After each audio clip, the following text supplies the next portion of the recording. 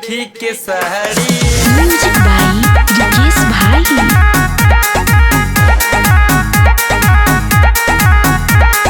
ढेर दिन पयाहिल बाड़ू जीजा जी के गाँव हो, देखी के लही कन के मारा तारू भाव हो। ए साली ढेर दिन पयाहिल बाड़ू जीजा जी के गाँव हो, देखी के लही कन के मारा तारू भाव हो। बुझत बाड़ू तू हमके अनाड़ी, ए हो कैनी लो भाई ये साली तोहर देखी के साड़ी।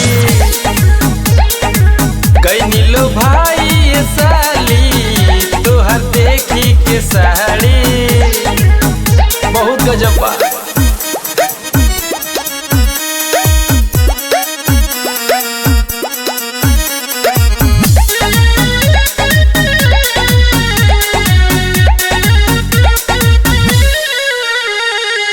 जब से तू तयाइलू साली सब के लो भइलू, चटक साड़ी पहिनी सगरो गर्दा उड़हिलू।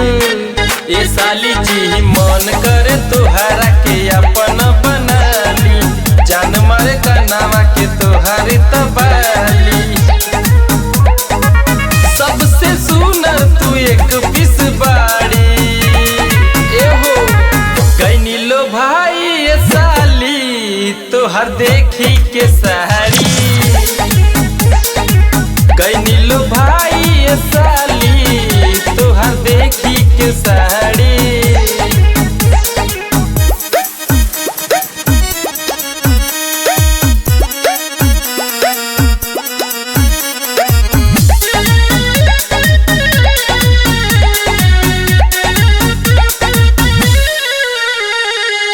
आज भर बाड़ू साली शर्म न कहरा,